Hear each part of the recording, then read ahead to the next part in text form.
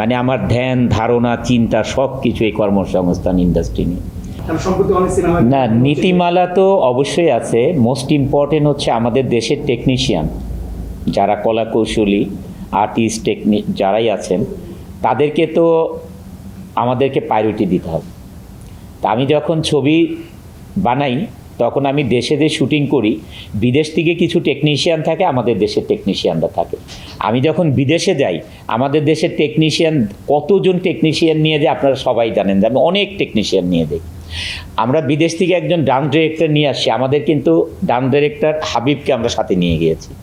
আমরা কিন্তু বিদেশের ফাইট ডিরেক্টর নিয়েছি, আমরা কিন্তু আরমান ভাই ফাইট ডিরেক্টর সাথে নিয়ে গিয়েছি। কারণ আমাদের টেকনিশিয়ানকে তো অবহেলা করা যাবে না, কারণ যাদের দিয়ে আমরা স্টার হয়েছি, সুপারস্টার হয়েছি, এখন তাদেরকে যদি মনে করি যে তারা কাজ জানে না, এটা আমাদের ভুল। কারণ তারাই তো আমাদেরকে স্টার সুপারস্টার বানিয়েছে, তারপরে আমাদেরকে বিদেশে চিনেছে।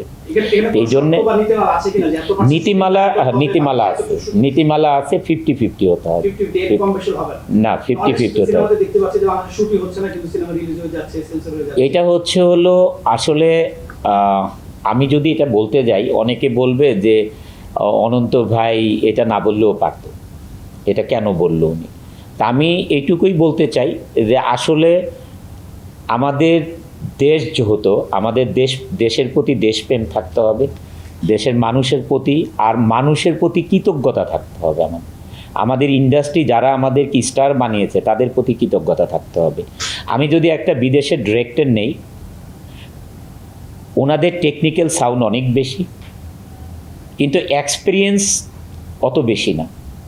আজকে যদি আমাদের দেশের একজন অভিজ্ঞ ডিরেক্টর নেওয়া হয়, সে যেভাবে শট নেয়, ওই আরেকজন বিদেশি ডিরেক্টর কিন্তু শটের অ্যাঙ্গেল সেটাই থাকে। তাদের মানে ডিফারেন্টটা কেন হয় আমাদের ছবির?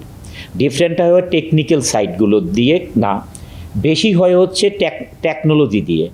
কারণ তাদের এডিটিং সিস্টেমটা ডিফারেন্ট, লাইটিংটা ডিফারেন্ট থাকে এবং শটের যে ধরনগুলোতে ওইটা ডিফারেন্ট থাকে। তা আপনি যে ডায়লগ দিবেন, আমি আরও বসে আছি, আমাদের ইন্টিমেসি শট আছে বা ঝগড়াঝাটিরই শট আছে, এইটার কিন্তু শট আপনি এইখানে যেভাবে বসে আছেন এইভাবেও নিতে পারবেন, 5টা-7টা অ্যাঙ্গেলে কাটিং করেও নিতে পারবেন। সেটা হচ্ছে এক্সপিরিয়েন্সের ব্যাপার আর এই টেকনোলজির ব্যাপার। যেমন আমরা যখন দিন দ্য ডে শুটিং করি তুর্কিতে, মানে স্কেটিং করে না, ক্যামেরাম্যান স্কেটিংয়ের উপরে, আমরা দৌড়াচ্ছি গুলি করতেছি, সেই স্কেটিংয়ের উপরে যাচ্ছে। এখন চিন্তা করেন তার কতখানি সে মানে টেকনোলজি মেনটেন করতেছে। মানে এই যে টেকনিক্যালি যে শটগুলো নিচ্ছে, এখন আপনি ঘাড়ের মধ্যে যখন ক্যামেরা নিয়ে দৌড়াবেন ওই শটটা কিন্তু আসবে না। তারা টেকনিক্যালি সাউন্ড স্ক্যাটিং করতেছে, মানে ক্যামেরা স্ক্যাটিং করে যাচ্ছে। তার এই যে জিনিসগুলো আছে এগুলো আমাদের দেশ, আমরা বলবো যে আমাদের করতে পারছে না কেন, এটা হচ্ছে টাকার দরকার। কারণ যখন আমাদের ইনকাম হবে না তখন কত ইনভেস্ট আপনি করবেন? তা আমাদের ইনভেস্টটা হচ্ছে, রিটার্নটা হচ্ছে না, যার জন্য নাকি ইনভেস্টটা করতে সবাই মানে দ্বিধাদ্বন্দ্বে ভোগে যে আমি এত টাকা ইনভেস্ট করবো, এই টাকাটা উঠবে কিনা। এইটাই হচ্ছে ব্যাপার। তবে সবাই এটা নীতিমালা মেনে কাজ করা ভালো, যে 50-50 কাজ করা ভালো। আপনার কোশ্চেনটা একদিকে হচ্ছে খুব লজিক্যাল একটা কোশ্চেন, আর আমার কাছে হচ্ছে ভেরি কমপ্লিকেটেড টু অ্যান্সার। যদি আমরা ফুল সিনেমাটা বাইরে করি, এটা তো বিদেশি সিনেমা, এ ব্যাপারে তো বলার মানে কোনো অবকাশই থাকে না যদি জয়েন্ট ভেঞ্চার হয়। আর যদি ছবিটা যখন আমরা গল্প লিখি, বিদেশের উপরে গল্পটা লিখি, দেশি সিনেমা, আমরা মন্ত্রণালয় থেকে যখন পারমিশন নেই যে আমাদের এই ছবির শুটিংটা বিদেশে করতে হবে, তখন এটা দেশি সিনেমা। মন থেকে বলবা সত্যি কথা? আমি মন থেকেই সত্যি কথা বলি। একদম ঈদের আগের দিন, মানে এই সারা মাসে না, একদম ঈদের আগের দিনে আমি বলি চলো আমরা যাই কিছু কিনি তোমার জন্য, কয় না আমার লাগবে না। সত্যি কিন্তু, কারণ আমি তো এই সারা মাসই এত মানে আমার ব্যস্ততা আসলে শুধু মানুষের জন্য, নিজের জীবনের জন্য নয়। আপনারা আজকে যে ইন্ডাস্ট্রি দেখলেন এইটার জন্যই আমার লাইফ। মানে আমি এই যে একটা শর্ট দিয়েও আগে যখন আমি 2008-এ শুটিং শুরু করি, তখন আমাদের ইন্ডাস্ট্রি কিন্তু এত বড় ছিল না, তখন মাত্র 3600 লোক কাজ করতো। তাই তখন আমাদের সবাই বলেছে যে শেষ ব্যবসা বাণিজ্য।